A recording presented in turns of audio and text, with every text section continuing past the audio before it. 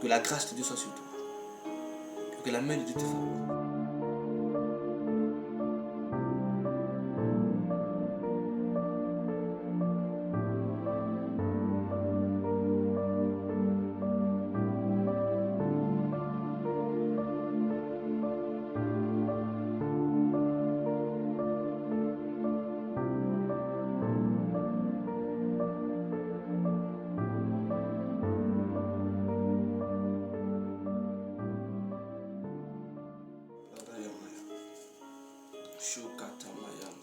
Seigneur m'a mis à cœur de vous faire comprendre trois choses.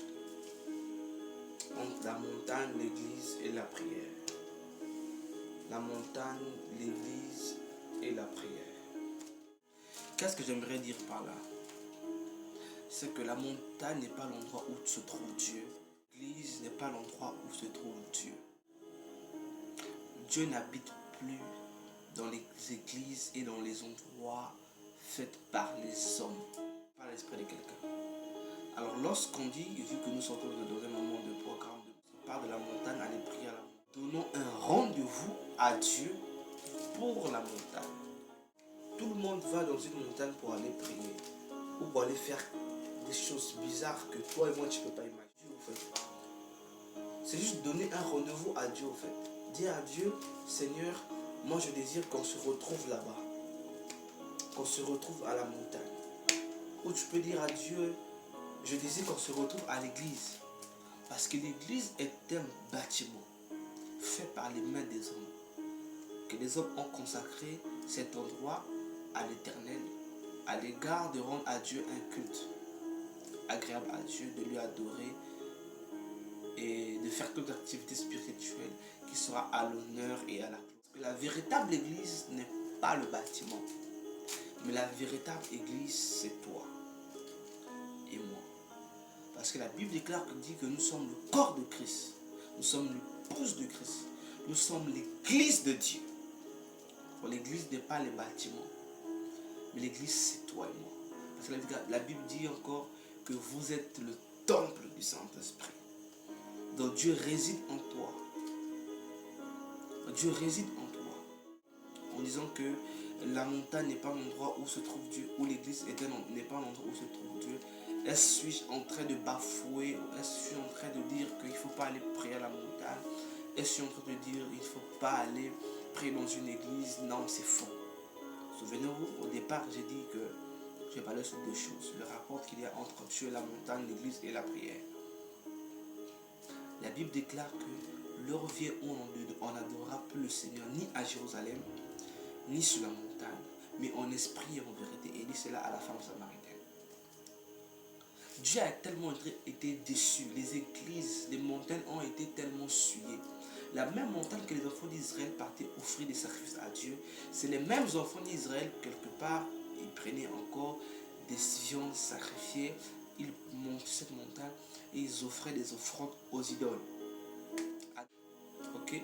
Donc Dieu a fini par comprendre qu'en réalité, il ne doit pas habiter à l'extérieur, mais il doit entrer dans l'ombre. Pour pouvoir quoi? Pour pouvoir le guider, l'orienter en fait, dans toutes choses. Amen.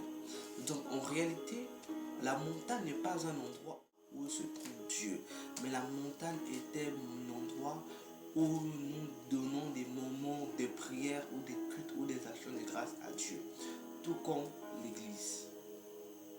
Dans l'église, nous pouvons suivre des transformations. Nous sommes enseignés, nous sommes guidés, nous sommes orientés. On nous montre comment aller avec nos petits pas avec le Seigneur et comment monter et quelle est la dimension exacte que Dieu attend de toi à l'église. À l'église en particulier, on peut te le dire. Mais on ne te dira pas tout. Amen. Donc, en réalité, c'est juste pour faire comprendre que nous devons continuer à prier. Plus que nous sommes l'église, ça signifie que l'église de Dieu, c'est toi et moi. Dieu est le corps, le temple de Dieu. Donc tu es appelé à prier. Tu es appelé à adorer. Ainsi, tu rends gloire à Dieu. Plus que tu es le temple de Dieu, donc Dieu t'entend. Parce que Dieu réside en toi parce que tu es le temple de Dieu. Il fait descendre sa gloire en toi parce que tu es le temple de Dieu. Donc ça signifie simplement, plus que tu pries, plus que tu cherches la face de Dieu, plus Dieu se révèle à toi. Plus tu pries, plus tu cherches la face de Dieu, plus le Seigneur se révèle à toi. Plus le Seigneur se décide de te faire du bien. Plus le Seigneur se décide de t'accompagner, de te changer, de te transformer.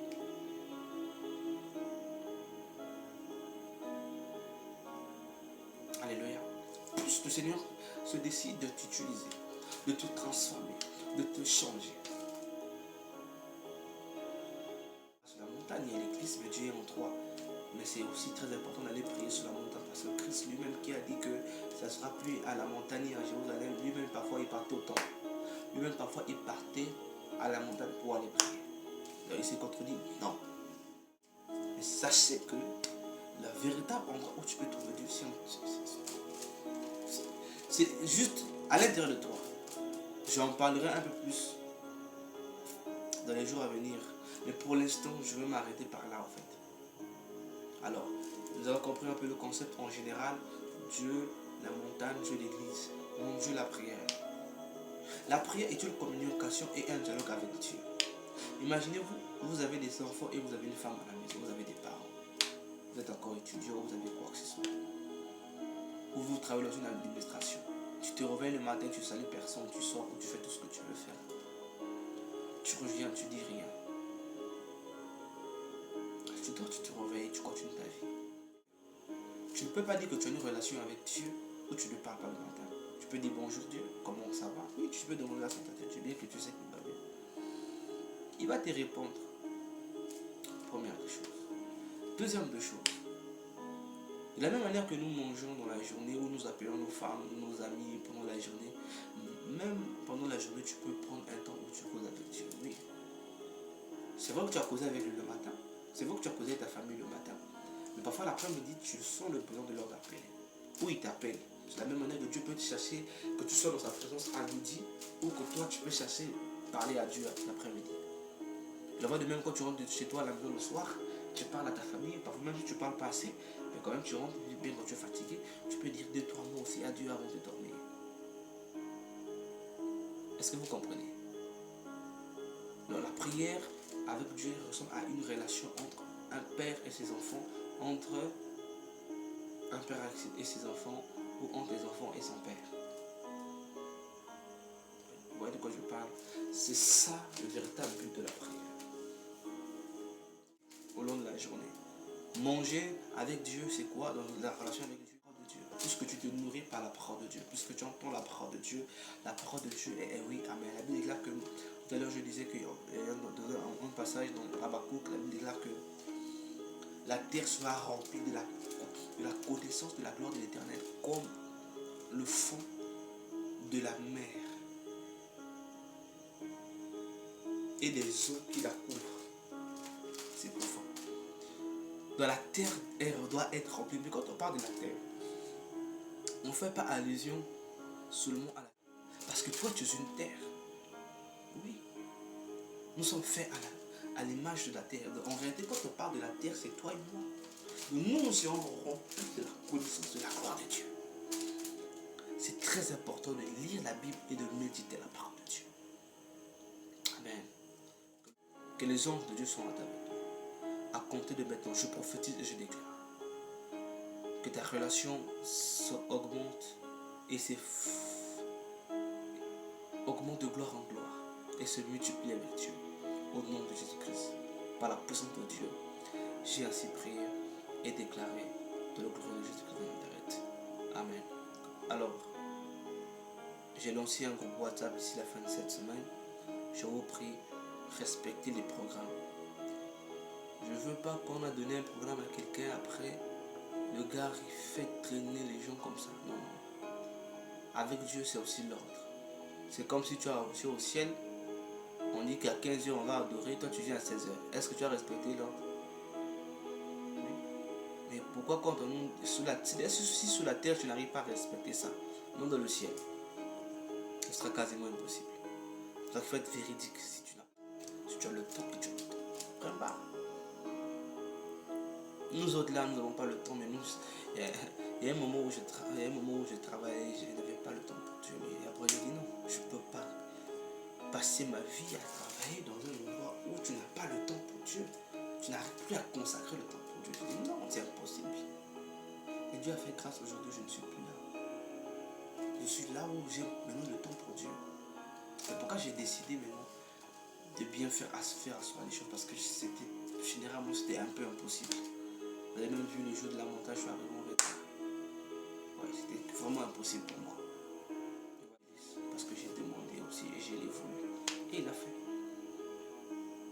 Ne sacrifie jamais ta gloire. Ne sacrifie jamais ta relation avec Dieu. La mission que tu as avec Dieu à cause des choses de ce monde. Si tu passes plus de temps avec Dieu, tu verras, tu vas rattraper des années que tu as perdues. Que le monde a cru que tu as perdu. Que le monde a cru que tu as perdu. Mais Dieu te fera rattraper cela. Je prophétise. Et je ne vais pas compter de maintenant. Que le Seigneur, Dieu, que sa puissance, que son onction et que ses anges parlent en ta faveur. Recevez, recevez, recevez.